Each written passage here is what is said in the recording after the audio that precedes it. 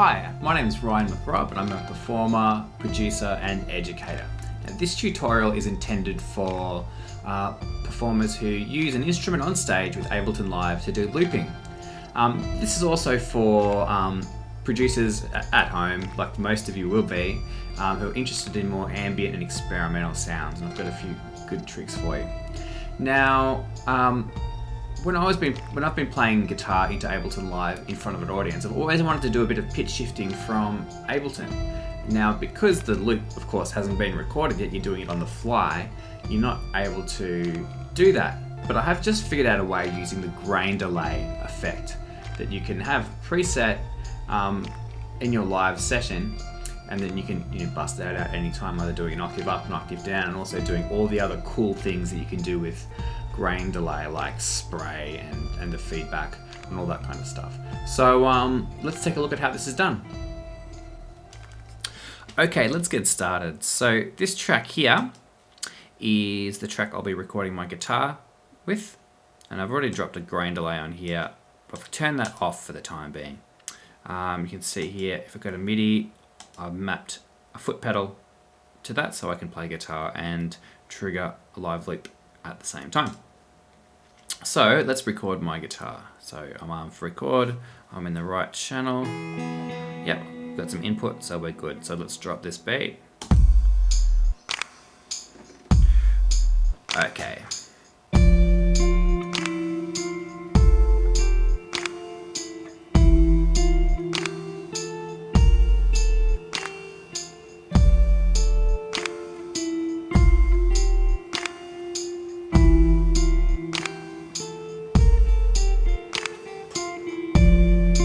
Okay, so that's my little loop.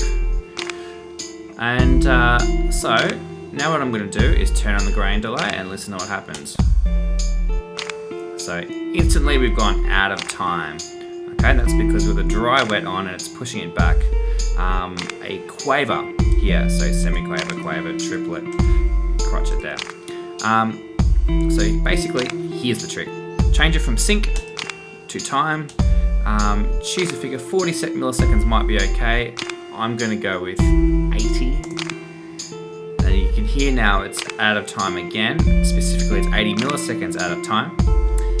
Now, over here with the track delay, click that. And all I do is match this figure with this figure here, but this figure's got to be negative because it's got to compensate for the amount of delay that grain delay is doing here. So now it's spot on with the drums. Now, this is all about pitch shifting, so let's do that. Go to pitch, let's make it an octave high. So simply, octave 12 semitones, drop it to the top.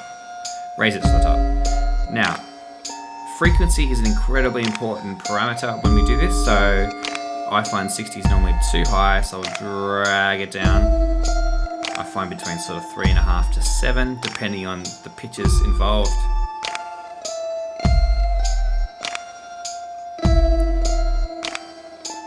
So that'll do. 5.73, that's fine. Okay, so all of a sudden we've got an octave up, okay? Now with your foot pedals and such, you can make that an octave low, an octave high, or you can change that on the fly if you want to. So now I'm going to make a second track. So click up there, Control T, change it to input 2. I'll do the same thing, negative 80. I'll drop a grain delay on there. This one's going to be a bass track, so first thing I'll do is I'll drop the pitch to negative 12, frequency roughly 7. Same thing again, sync to time, and make that 80.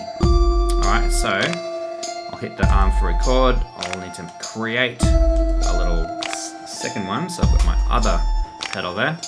And I'm going to make up a bass line of some sort, so let's hope I get this right. Okay.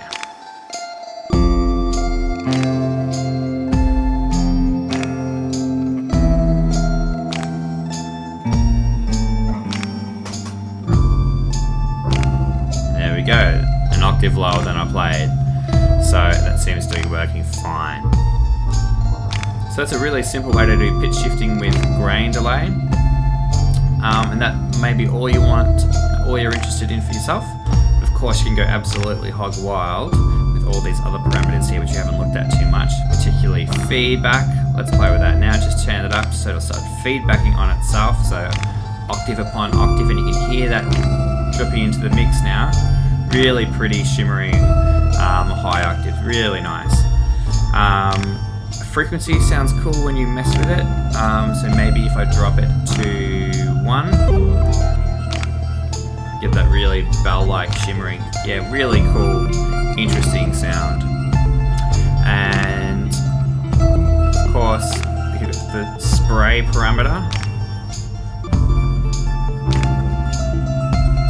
You can hear that kind of kicking in now.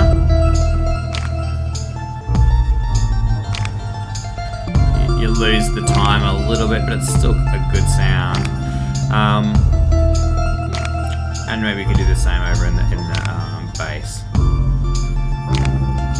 No, I don't really like feedback, too much feedback in the bass sounds, but up to you. I just find it so low. You just got this low end mung that just sort of clouds the bass drum and that kind of thing, which you don't really want. So I might leave that at 0. And then you got a really nice bed to improvise over if you want to.